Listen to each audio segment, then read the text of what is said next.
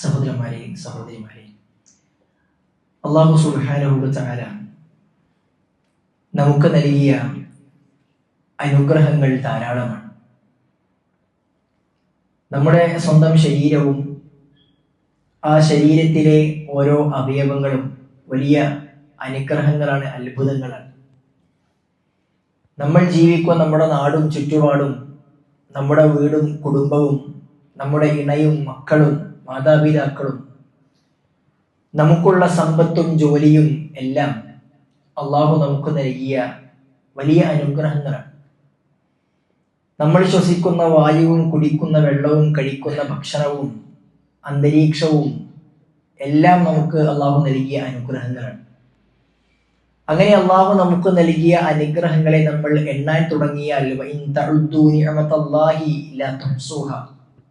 അതൊരിക്കലും എണ്ണി കണക്കാക്കാൻ നമ്മളെ കൊണ്ടാവൂല, അത്ര അധികം ഉണ്ട്. എന്നാൽ പലപ്പോഴും മനുഷ്യരെ സംബന്ധിച്ചിടത്തോളം അനുഗ്രഹങ്ങളെ കുറിച്ച് ചിന്തിക്കുമ്പോൾ ഞാൻ ഇപ്പോൾ സൂചിപ്പിച്ചതുപോലെയുള്ള അനുഗ്രഹങ്ങൾ നമുക്ക് നേരിട്ട് കണ്ടനുഭവിക്കാവുന്ന, നമുക്ക് ഫീൽ ചെയ്യാവുന്ന അനുഗ്രഹങ്ങളെ കുറിച്ചാണ് നമ്മളൊക്കെയും ചിന്തിക്കാറുള്ളത്.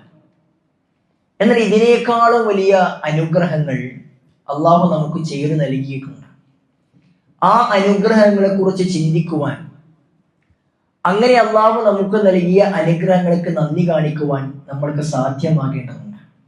ആ രൂപത്തിൽ ഇവിടെ ഇരിക്കുന്ന നമ്മൾ ഓരോരുത്തർക്കും അള്ളാഹു നൽകിയ അനുഗ്രഹങ്ങളിൽ ഏറ്റവും വലിയ അനുഗ്രഹമാണ് ഹിദായത്ത് എന്ന അനുഗ്രഹം. അള്ളാഹു സുബ്ഹാനഹു വ തആല നരകത്തിന്റെ നിത്യവിറകാക്കുന്ന രൂപത്തിൽ മുസ്ലിം അല്ലാത്തൊരവസ്ഥയിൽ നമ്മളെ അള്ളാഹു സുബ്ഹാനഹു വ തആല ജനിപ്പിച്ചിട്ടില്ല. അള്ളാഹു അല്ലാത്തവരോട് എന്തെങ്കിലും പ്രയാസങ്ങൾ ചോദിക്കുന്ന, ജീവിതത്തിന്റെ പ്രതിസന്ധി ഘട്ടങ്ങളിൽ അള്ളാഹു അല്ലാത്തവരിലേക്ക് തിരിയുന്ന, അവരോട് സഹായം ചോദിക്കുന്ന, അവരിൽ ഭരമേൽപ്പിക്കുന്ന അവസ്ഥയിൽ അള്ളാഹു സുബ്ഹാനഹു വ തആല നമ്മളെ ആക്കിയിട്ടില്ല.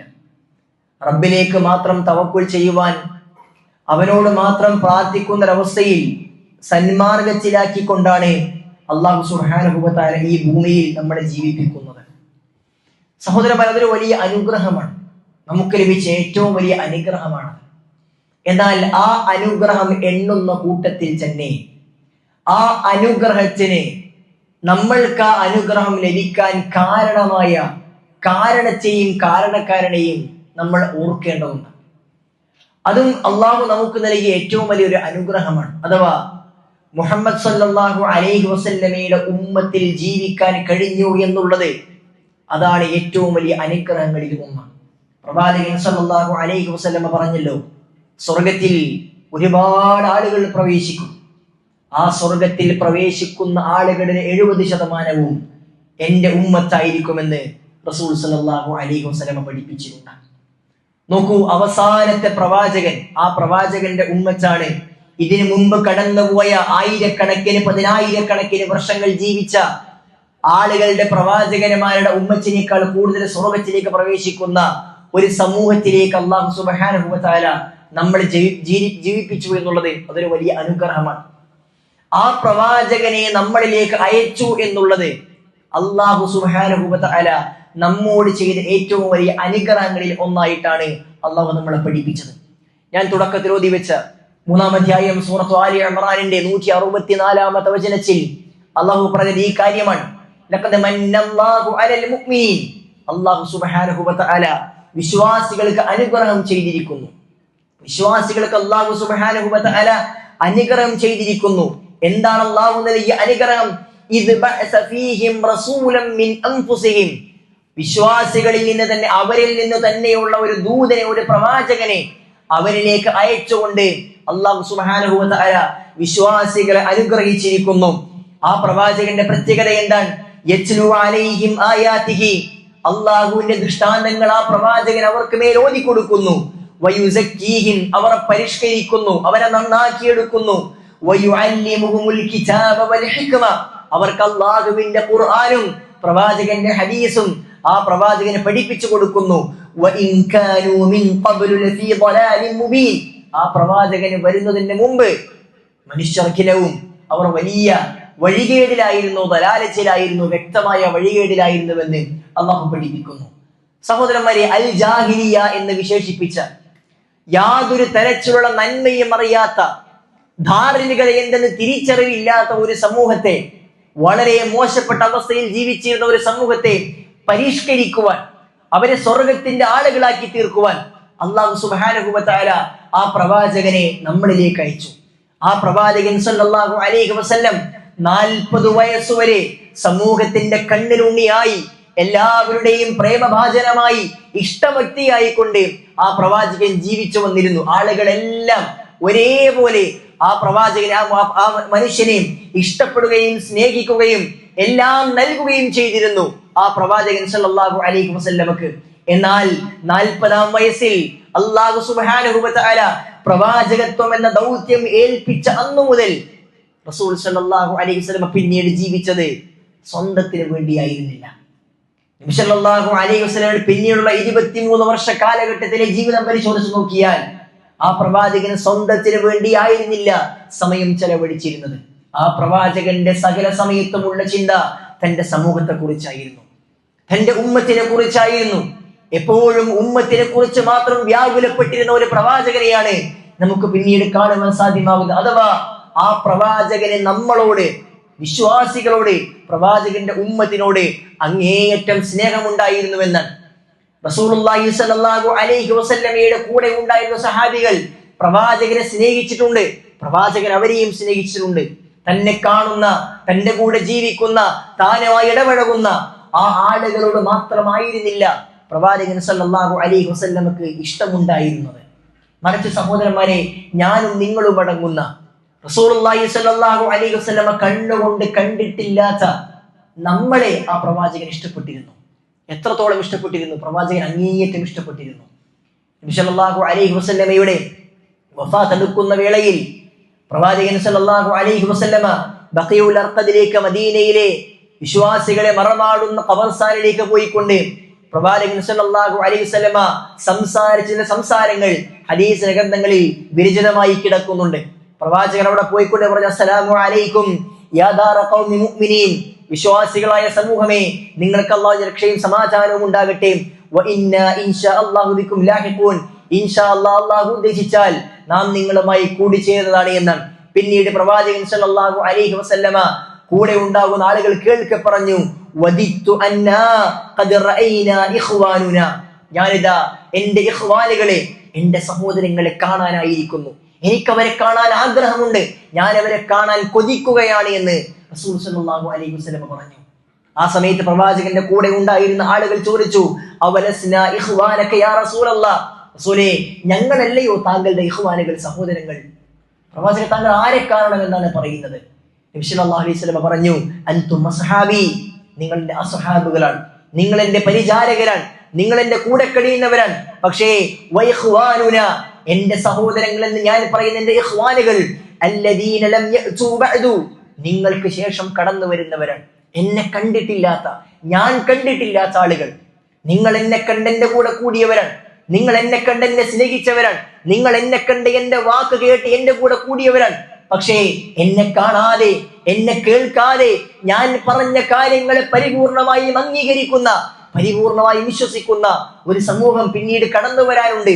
ആ ആളുകളെയാണ് എനിക്ക് കാണാൻ ആഗ്രഹം, ഞാൻ അവരെ കാണാൻ കൊതിക്കുന്നുവെന്ന് റസൂലുള്ളാഹി സ്വല്ലല്ലാഹു അലൈഹി വസല്ലം പറഞ്ഞിട്ടുണ്ട്. നോക്കൂ സുഹൃത്തുക്കളെ, സഹോദരന്മാരെ, സഹോദരിമാരെ, ആ പ്രവാചകൻ നമ്മളെ ഇഷ്ടമായിരുന്നു എന്നാണ് പ്രവാചകൻ പറയുന്നത്. എപ്പോഴും പ്രവാചകൻ ആ ചിന്തയായിരുന്നു. ഏത് സന്ദർഭത്തിലും റസൂലുള്ളാഹി സ്വല്ലല്ലാഹു അലൈഹി വസല്ലമ പറഞ്ഞിരുന്ന വാചകങ്ങൾ സമൂഹത്തെ രക്ഷിക്കുവാൻ, എന്റെ ഉമ്മത്ത്, ഉമ്മച്ചി, ഉമ്മച്ചി എന്ന് മാത്രമായിരുന്നു പ്രവാചകൻ സല്ലല്ലാഹു അലൈഹി വസല്ലമയുടെ ചിന്ത എന്നാണ്. എത്രത്തോളം ഈ പ്രവാചകൻ ജീവിച്ച സന്ദർഭത്തിൽ മാത്രമല്ല, പരലോകത്തിന്റെ അവസ്ഥകൾ റസൂൽ സല്ലല്ലാഹു അലൈഹി വസല്ലം വിശേഷിപ്പിച്ചിട്ടുണ്ട്. എല്ലാ പ്രവാചകന്മാരെയും അല്ലാഹു വിചാരണയ്ക്ക് കൊണ്ടുവരും, മുഴുവൻ ആളുകളെയും അല്ലാഹു വിചാരണയ്ക്ക് കൊണ്ടുവരും. ആ വിചാരണയെ നേരിടുന്ന സമയത്ത് പ്രവാചകന്മാർ ഓരോരുത്തരും പറയുന്ന വാചകം, എന്റെ സ്വന്തം നഫ്സിനെ രക്ഷിക്കേണ്ട അവസ്ഥ എന്താണ് എന്ന്. ഒരു കവി പാടിയതുപോലെ, യൗമ യദ്ഉ ആദമു വൽ അംബിയ നഫ്സി നഫ്സി നഫ്സി നഫ്സി നഫ്സിയ, ആദം അലൈഹിസ്സലാത്തു വസ്സലാമും മുഴുവൻ പ്രവാചകന്മാരും പറയുന്നത് എന്റെ നഫ്സ്, എന്റെ കാര്യം എന്താകും എന്ന ചിന്തയായിരുന്നു. എന്നാൽ വയൗമ യദ്ഉ ഖൈറു ഖൽഖിൽ അംബിയാ ഉമ്മതി യാ ഉമ്മതി യാ ഉമ്മതി, ഖൈറു ഖൽഖിൽ അംബിയാ ആയ ഏറ്റവും അമ്പിയാക്കളിൽ ശ്രേഷ്ഠനായ പ്രവാചകന്റെ വാചകം എന്റെ ഉമ്മത്ത്, എന്റെ ഉമ്മത്ത് എന്ന് മാത്രമായിരുന്നു. ഉമ്മത്തിനെ രക്ഷപ്പെടുത്തണം എന്ന ചിന്ത മാത്രമായിരുന്നു പ്രവാചകൻ സല്ലല്ലാഹു അലൈഹി വസല്ലമക്ക് ഉണ്ടാകുന്നത്.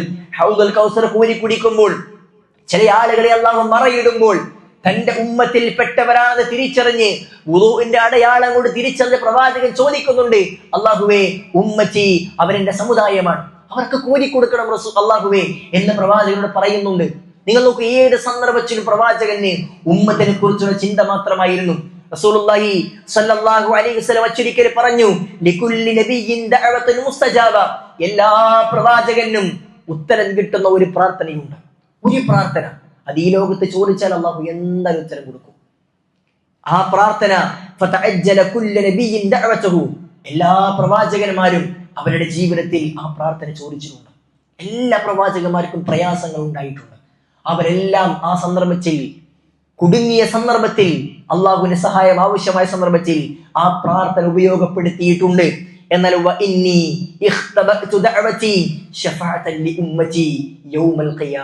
എന്നാൽ എന്റെ പ്രാർത്ഥന ഞാൻ നീക്കിവെക്കുന്നത് ഖിയാമത്ത് നാളിൽ എന്റെ ഉമ്മത്തിന് വേണ്ടി ശഫാഅത്തായിക്കൊണ്ട് മാറ്റിവെക്കുന്നു എന്ന്. നിങ്ങൾ നോക്കൂ സഹോദരന്മാരെ, റസൂലുള്ളാഹി സ്വല്ലല്ലാഹു അലൈഹി വസല്ലമയുടെ ജീവിതത്തിൽ എത്ര പ്രയാസങ്ങൾ ഉണ്ടായിട്ടുണ്ട്. പ്രവാചകൻ സല്ലല്ലാഹു അലൈഹി വസല്ലമ സ്വന്തം നാട്ടിൽ നിന്ന് മാറ്റിയോടിക്കപ്പെട്ടിട്ടുണ്ട്. അഭയം തേടിപ്പോയ ഉമ്മയുടെ നാട്ടുകാർ പ്രവാചകനെ പ്രയാസപ്പെടുത്തിയിട്ടുണ്ട്. ഒട്ടകച്ചിന്റെ കുടൽമാലകൾ പ്രവാചകന്റെ ശരീരത്തിലേക്ക് ഇടിച്ചുണ്ട്. പ്രവാചകൻ സല്ലല്ലാഹു അലൈഹി വസല്ലം ശത്രുക്കളുടെ ആക്രമണം ഏറ്റുകൊണ്ട് പ്രവാചകന്റെ മുഖത്ത് ആണികൾ തറച്ചിട്ടുണ്ട്. പ്രവാചകന്റെ മുൻപല്ലുകൾ പൊട്ടിയിട്ടുണ്ട്. പ്രവാചകന്റെ നെറ്റിത്തടം പൊട്ടി ചോരയൊലിച്ചിട്ടുണ്ട്. പ്രവാചകന് പല തരത്തിലുള്ള പ്രയാസങ്ങൾ നേരിടേണ്ടി വന്നിട്ടുണ്ട്. അപ്പോഴൊന്നും റസൂലുള്ളാഹി സ്വല്ലല്ലാഹു അലൈഹി വസല്ലമ ആ പ്രാർത്ഥന ഉപയോഗപ്പെടുത്തിയിട്ടില്ല. പ്രവാചകൻ സല്ലല്ലാഹു അലൈഹി വസല്ലമക്ക് എന്തായാലും ചോദിച്ചാൽ അള്ളാഹു ഉത്തരം നൽകുമെന്ന് ഉറപ്പുള്ള ചോദ്യം, അതും ഉമ്മത്തിന് വേണ്ടിയാണ് ആ പ്രവാചകൻ സല്ലല്ലാഹു അലൈഹി വസല്ലമ മാറ്റിവെച്ചത്. നോക്കൂ, ആ പ്രവാചകൻ നമ്മളെ ഏറെ ഇഷ്ടമായിരുന്നു എങ്കിൽ നമ്മളെ ഏറെ ഇഷ്ടപ്പെട്ട ആ പ്രവാചകനെ നമ്മൾ ഇഷ്ടപ്പെടേണ്ടതില്ലേ? റസൂലുള്ളാഹി സ്വല്ലല്ലാഹു അലൈഹി വസല്ലമയോട് നമ്മൾ സ്നേഹം പ്രകടമാക്കേണ്ടതില്ലേ? ആ പ്രകടമാക്കൽ കേവലം ഒരു വൈകാരികതക്കപ്പുറത്ത് വരേണ്ട കാര്യമല്ല. മറിച്ച് ഞാനും നിങ്ങളും അടങ്ങുന്ന ആളുകളുടെ വിശ്വാസം പരിപൂർണമാകണമെങ്കിൽ ആ പ്രവാചകനെ ഇഷ്ടപ്പെടൽ നിർബന്ധമാണ്. റസൂലുള്ളാഹി സ്വല്ലല്ലാഹു അലൈഹി വസല്ലം പറഞ്ഞു, ലാ യുഅ്മിനു അഹദുകും ഹത്താ അകൂന അഹബ്ബ ഇലൈഹി മിൻ വാലിദിഹി വവലദിഹി വന്നാസി അജ്മഈൻ. സ്വന്തം പിതാവിനേക്കാൾ, മക്കളേക്കാൾ, ലോകത്തുള്ള മറ്റെന്തിനേക്കാളും പ്രവാചകനെ ഇഷ്ടപ്പെടുന്നത് വരെ ഒരാളുടെയും വിശ്വാസം പരിപൂർണമാകില്ല എന്ന് അള്ളാഹുവിന്റെ പ്രവാചകൻ സല്ലല്ലാഹു അലൈഹി വസല്ലമ തന്നെ നമ്മളെ പഠിപ്പിച്ചിട്ടുണ്ട്. ഉപ്പയേക്കാൾ, ഉമ്മയേക്കാൾ, സമ്പത്തിനേക്കാൾ, മറ്റെന്തിനേക്കാളും ആ പ്രവാചകനെ സ്നേഹിക്കണമെന്ന് സൂറത്തു തൗബയുടെ 24-ാമത്തെ വചനത്തിൽ അള്ളാഹു തന്നെ നമ്മളെ പഠിപ്പിച്ചിട്ടുണ്ട്. എല്ലാത്തിനേക്കാളും കൂടുതൽ നമ്മൾ അള്ളാഹുവിന്റെ പ്രവാചകനെ സ്നേഹിക്കണം, നമ്മുടെ സ്വന്തത്തേക്കാൾ. ഉമർ ഇബ്നു ഖത്താബ് റളിയല്ലാഹു അൻഹു പ്രവാചകൻ സല്ലല്ലാഹു അലൈഹി വസല്ലമയോട് അടുത്തു വന്ന് പ്രവാചകനോടുള്ള ഇഷ്ടം പ്രകടമാക്കി, റസൂലേ, ഈ ലോകത്ത് എന്നെ കഴിഞ്ഞാൽ എനിക്ക് എന്റെ മക്കളെക്കാളും എന്റെ ഭാര്യയെക്കാളും മറ്റെന്തിനേക്കാളും ഇഷ്ടം റസൂലേ താങ്കളെയാണ് എന്ന് പറഞ്ഞു. പ്രവാചകൻ സല്ലല്ലാഹു അലൈഹി വസല്ലം തിരുത്തി കൊടുത്ത, ഉമറേ പോരാ, നിന്നേക്കാൾ എന്നെ സ്നേഹിക്കണം, എങ്കിലേ നിന്റെ ഈമാൻ പൂർണ്ണമാവുകയുള്ളൂ. ഉമർ റളിയല്ലാഹു ആ സമയം തിരിച്ചു, എങ്കിൽ റസൂലേ ഇന്നു മുതൽ, ഈ സമയം മുതൽ എനിക്ക് എന്നേക്കാൾ താങ്കളെയാണ് ഇഷ്ടമെന്ന്. അത് പ്രവാചകന്റെ സഹാബികൾ ഓരോ സന്ദർഭത്തിലും പ്രകടമാക്കിയിട്ടുണ്ട്. അവരുടെ ജീവിതം പരിശോധിക്കുമ്പോൾ അത് മനസ്സിലാക്കാൻ സാധ്യമാകും. ഉഹദിന്റെ രണഭൂമിയിൽ മുസ്ലിം ഉമ്മത്തിന് പ്രയാസമേറ്റപ്പോൾ, ഒരു തിരിച്ചടി നേരിട്ടപ്പോൾ, നബി സല്ലല്ലാഹു അലൈഹി വസല്ലമ കൊല്ലപ്പെട്ടു എന്ന കിംവദന്തി മുസ്ലിങ്ങളുടെ കാതുകളിൽ പരന്നപ്പോൾ റസൂൽ സല്ലല്ലാഹു അലൈഹി വസല്ലമയെ തേടിപ്പിടിച്ച് പ്രവാചകൻ സല്ലല്ലാഹു അലൈഹി വസല്ലമക്ക് ഒറ്റക്ക് സംരക്ഷണം ഒരുക്കിയ സഹാബിയായിരുന്നു ത്വൽഹത്ത് ബിൻ ഉബൈദില്ലാഹ് റളിയല്ലാഹു അൻഹു. പ്രവാചകന് സംരക്ഷണം കൊടുത്തതിന്റെ കാരണത്താൽ 70-ൽ പരം വെട്ടും കുത്തുമാണ് ആ സഹാബിയുടെ ശരീരത്തിൽ ഉണ്ടായത്. ഒരു കൈ മുറിഞ്ഞ് തൂങ്ങുന്ന അവസ്ഥാവിശേഷം ഉണ്ടായി എന്ന് നമുക്ക് പിന്നീട് കാണുവാൻ സാധ്യമാകും. റസൂൽ സല്ലല്ലാഹു അലൈഹി വസല്ലമ സഹാബികളോട് പറഞ്ഞു, നിങ്ങളിൽ ആരെങ്കിലും ജീവിച്ചിരിക്കുന്ന ഷഹീദിനെ കാണണമെന്ന് ആഗ്രഹിക്കുന്നുവെങ്കിൽ ത്വലഹയിലേക്ക് നോക്കിക്കൊള്ളട്ടെ എന്ന് പ്രവാചകൻ സല്ലല്ലാഹു അലൈഹി വസല്ലമ സ്വർഗം കൊണ്ട് സന്തോഷവാർത്ത അറിയിച്ചു ആ സഹാബിയെ. സ്വന്തം ജീവിതം കൊണ്ട് പ്രവാചകനെ സേവിച്ചവരായിരുന്നു നബി സല്ലല്ലാഹു അലൈഹി വസല്ലം. സഹാബികളും യുദ്ധത്തിനിറങ്ങുന്ന സമയത്ത് ഒരു സ്ത്രീ, അൻസാരികൾപ്പെട്ട ഒരു സ്ത്രീ തന്റെ കൈക്കുഞ്ഞിനെ പിടിച്ചുകൊണ്ട് പ്രവാചകന്റെ കയ്യിൽ കൊടുത്തുകൊണ്ട് പറഞ്ഞു, റസൂലേ, എനിക്ക് താങ്കളുടെ കൂടെ യുദ്ധത്തിന് പോരാൻ കഴിയില്ല, അതുകൊണ്ട് എന്റെ ഈ കുഞ്ഞിനെ താങ്കൾ യുദ്ധത്തിന് കൂട്ടണമെന്ന് റസൂലുള്ളാഹി സ്വല്ലല്ലാഹു അലൈഹി വസല്ലം ചോദിച്ചു. വലിയ ആളുകൾക്ക് തന്നെ ഒന്നും ചെയ്യാൻ കഴിയാത്ത അവസ്ഥ ഇവിടെ ഉണ്ട്, പിന്നെ എങ്ങനെയാണ് നിന്റെ കുഞ്ഞിനെ ഞങ്ങൾ കൊണ്ടുപോവുക? റസൂലേ, എന്റെ കുഞ്ഞിനെ താങ്കൾ പരിചയം ഉപയോഗിക്കണം. താങ്കൾക്ക് നേരെ വരുന്ന അമ്പുകൾ എന്റെ കുഞ്ഞിനെ കൊണ്ട് താങ്കൾ തടയണം. എന്റെ കുഞ്ഞിന് എന്ത് സംഭവിച്ചാലും റസൂലേ, താങ്കൾക്കൊന്നും സംഭവിക്കരുത് എന്ന് പ്രവാചകനെ അങ്ങേയറ്റം ഇഷ്ടപ്പെട്ടുകൊണ്ട് ആളുകൾ ഇഷ്ടം പ്രകടിപ്പിച്ചിരുന്നു. ഒരു യുദ്ധത്തിൽ സ്വന്തം പിതാവും ഭർത്താവും മകനും നഷ്ടപ്പെട്ടപ്പോഴും ഒരു സ്ത്രീ ആദ്യമായി കൊണ്ട് പ്രവാചകന്റെ അടുക്കലേക്ക് വന്നുകൊണ്ട് ചോദിച്ചത്, എന്റെ റസൂൽ എന്തെങ്കിലും സംഭവിച്ചോ എന്നായിരുന്നു. പിതാവിനേക്കാളും ഭർത്താവിനേക്കാളും മക്കളെക്കാളും റസൂലിനെ സ്നേഹിച്ചവർ സഹാബികളുടെ കൂട്ടത്തിൽ ഉണ്ടായിരുന്നു. സുഹൃത്തുക്കളെ, സഹോദരന്മാരെ, ആ പ്രവാചകനെ നമ്മൾ ഏറെ സ്നേഹിക്കേണ്ടതുണ്ട്. അപ്പോൾ മാത്രമാണ് നമ്മുടെ വിശ്വാസം പരിപൂർണമാകുന്നതും അപ്പോൾ മാത്രമാണ് നമുക്ക് ഈമാനിന്റെ മാധുര്യം അനുഭവിക്കാനും സാധ്യമാവുക. പ്രവാചകൻ പറഞ്ഞു, സലാസുൻ മൻ കുന്ന ഫീഹി വജദ ബിഹിന്ന ഹലാവത്തുൽ ഈമാൻ. 3 കാര്യങ്ങൾ ഒരാളിൽ ഉണ്ടായാൽ അവന് ഈമാനിന്റെ മാധുര്യം ആസ്വദിക്കാൻ കഴിയും. അതിൽ ഒന്നാമത്തേത് അയ്യകൂനല്ലാഹു വറസൂലുഹു അഹബ്ബ ഇലൈഹി മിമ്മാ സിവാഹുമാ. മറ്റെന്തിനേക്കാളും പ്രവാചകനെ ഇഷ്ടപ്പെടണം, അള്ളാഹുവിനെ ഇഷ്ടപ്പെടണം. അപ്പോൾ മാത്രമാണ് നമ്മുടെ വിശ്വാസം പരിപൂർണമാകുന്നത്. അതുകൊണ്ട് സഹോദരന്മാരെ, ആ പ്രവാചകൻ സല്ലല്ലാഹു അലൈഹി വസല്ലമയെ അങ്ങേയറ്റം ഇഷ്ടപ്പെടാൻ നമ്മൾക്ക് ഓരോരുത്തർക്കും കഴിയേണ്ടതുണ്ട്. ആ ഇഷ്ടം ഏതെങ്കിലും പ്രത്യേക സന്ദർഭങ്ങളിൽ പ്രകടമാക്കേണ്ടതല്ല.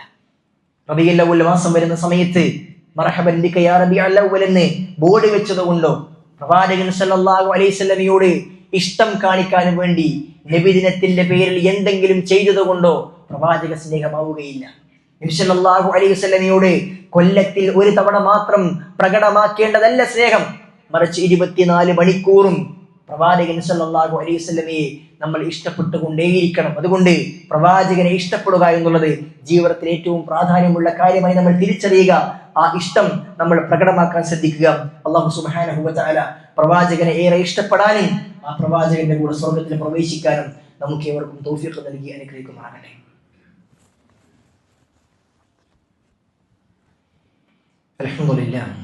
അൽഹംദുലില്ലാഹി റബ്ബിൽ ആലമീൻ. اللهم صل وسلم وبارك على محمد وعلى آل محمد. അല്ലാഹു സുബ്ഹാനഹു വ തആലയെ സൂക്ഷിച്ചും ശ്രദ്ധിച്ചും ജീവിക്കണമെന്ന് ഒരിക്കൽ കൂടി എല്ലാവരെയും ഉണർത്തുകയാണ്, ഉപദേശിക്കുകയാണ്. റസൂലുള്ളാഹി സ്വല്ലല്ലാഹു അലൈഹി വസല്ലമ നമ്മളെ ഏറെ ഇഷ്ടപ്പെട്ടിട്ടുണ്ട് എന്നും അതുകൊണ്ട് ആ പ്രവാചകനെ നമ്മളും ഇഷ്ടപ്പെടേണ്ടതുണ്ട് എന്നുമാണ് സൂചിപ്പിച്ചത്. സഹോദരന്മാരെ, സഹോദരിമാരെ, റസൂൽ സ്വല്ലല്ലാഹു അലൈഹി വസല്ലമയോട് ഇഷ്ടമുണ്ട് എന്ന് നമ്മൾ നാവുകൊണ്ട് പറഞ്ഞാൽ അതൊരിക്കലും തീരുകയില്ല. മറിച്ച് പ്രവാചകൻ സല്ലല്ലാഹു അലൈഹി വസല്ലമയോട് ഇഷ്ടം പ്രകടമാക്കേണ്ടത് എങ്ങനെയാണ് എന്ന് പണ്ഡിതന്മാർ നമുക്ക് കൃത്യമായി പഠിപ്പിച്ചിട്ടുണ്ട്. നബി സല്ലല്ലാഹു അലൈഹി വസല്ലമയെ നമ്മൾ ഇഷ്ടപ്പെടേണ്ടത്, ആ ഇഷ്ടം കാണിക്കേണ്ടത് 2 കാര്യങ്ങൾ ചെയ്തുകൊണ്ടാണ് പ്രധാനമായും. അതിലൊന്നാമത്തേത് അൽ ഈമാനു ബിഹി, നബി സല്ലല്ലാഹു അലൈഹി വസല്ലമയെ പരിപൂർണമായും വിശ്വസിക്കുക എന്നുള്ളത്. അല്ലാഹു സുബ്ഹാനഹു വ തആല ഖുർആനിൽ പറഞ്ഞത് സൂറത്തു അൽ ഹുജറാത്തിന്റെ 15-ാമത്തെ ആയത്തിൽ അല്ലാഹു പറഞ്ഞു, ഇന്നമൽ മുഅ്മിനൂൻ, വിശ്വാസികൾ എന്ന് പറഞ്ഞാൽ ആരാണ്? അല്ലദീന ആമനൂ ബില്ലാഹി വ റസൂലിഹി, അവർ അല്ലാഹുവിലും റസൂലിലും വിശ്വസിക്കുന്നവരാണ്.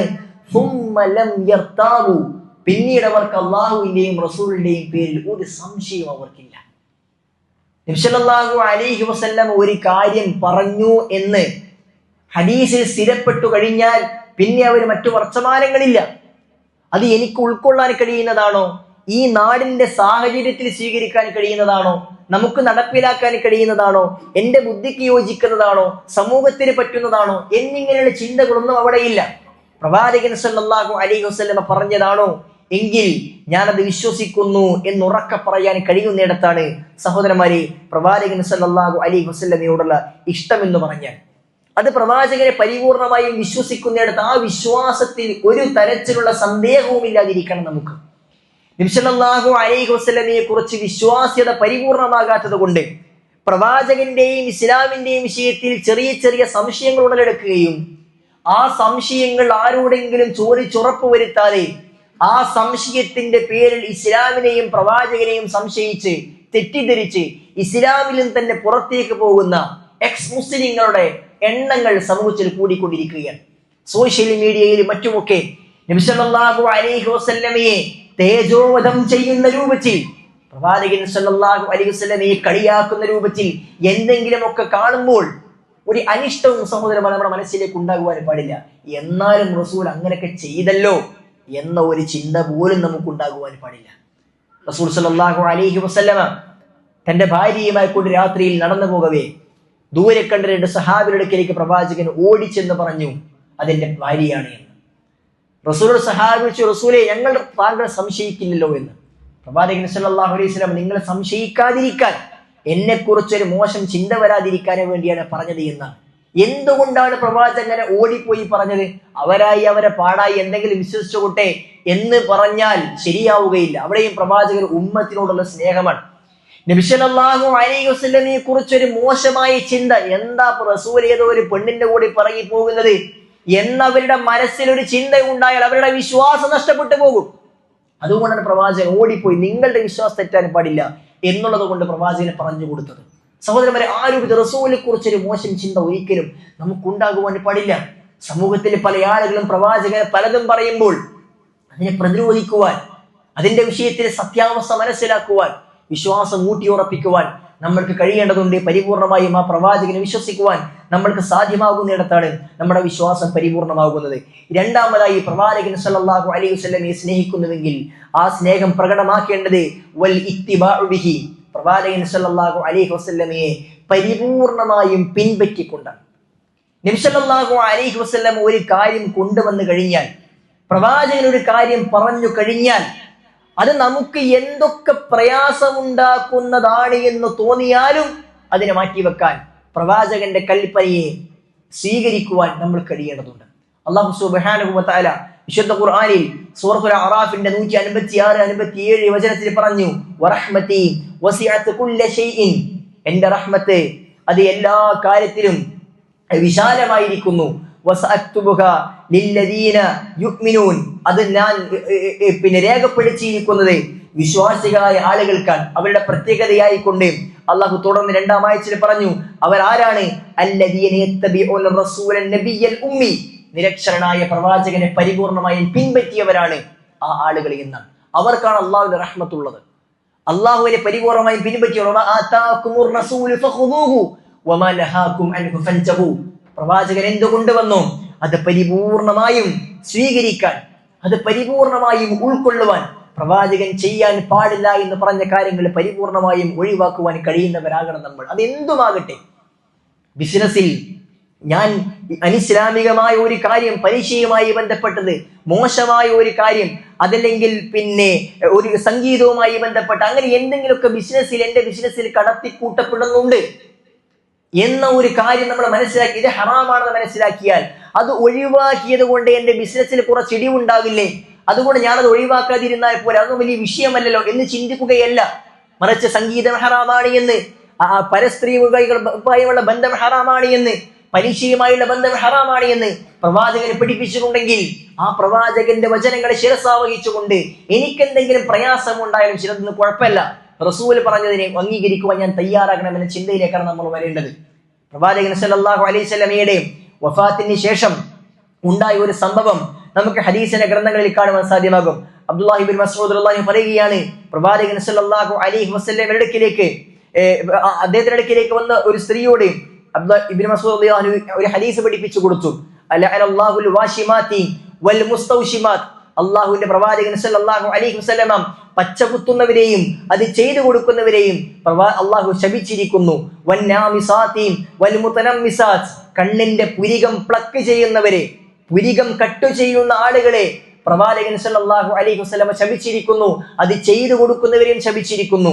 വൽ മുതഫല്ലിജാതി ലിൽ ഹുസ്നി, അതേപോലെ തന്നെ പിന്നെ ഭംഗിക്ക് വേണ്ടി പല്ലിനെ രാഗിയൊപ്പിക്കുന്ന, നിരയൊപ്പിക്കുന്ന ആളുകളെ പ്രവാചകൻ സല്ലല്ലാഹു അലൈഹി വസല്ലം അല്ലാഹു സുബ്ഹാനഹു വ തആല ശപിച്ചിരിക്കുന്നു എന്ന് ഒരു ഹദീസ് പ്രവാചകൻ സല്ലല്ലാഹു അലൈഹി വസല്ലം സഹാബി ഇബ്നു മസ്ഊദ് റളിയല്ലാഹു അൻഹു പറഞ്ഞപ്പോൾ ഒരു സ്ത്രീ വന്നുകൊണ്ട് ഇബ്നു മസ്ഊദ് പറഞ്ഞു, വമാലി ലാ അൽഅനു മൻ ലഅന റസൂലുള്ളാഹി സ്വല്ലല്ലാഹു ആ സ്ത്രീ വന്ന് ചോദിച്ചു, താങ്കൾ ഇപ്പോൾ പറഞ്ഞ ഈ കാര്യം, ഇങ്ങനെയുള്ള കാര്യങ്ങളൊന്നും ഖുർആനിൽ ഞാൻ കണ്ടിട്ടില്ലല്ലോ എന്ന് ഒരു സ്ത്രീ ചോദിച്ചപ്പോൾ താങ്കൾ എങ്ങനെ ഈ ആളുകളെ ശപിക്കുന്നു എന്ന് പറഞ്ഞപ്പോൾ ഇബ്നു മസ്ഊദ് പറഞ്ഞത്, വമാലി ലാ അൽഅനു മൻ ലഅന റസൂലുള്ളാഹി സ്വല്ലല്ലാഹു അലൈഹി വസല്ലം വഹുവ ഫീ കിതാബില്ലാഹ്.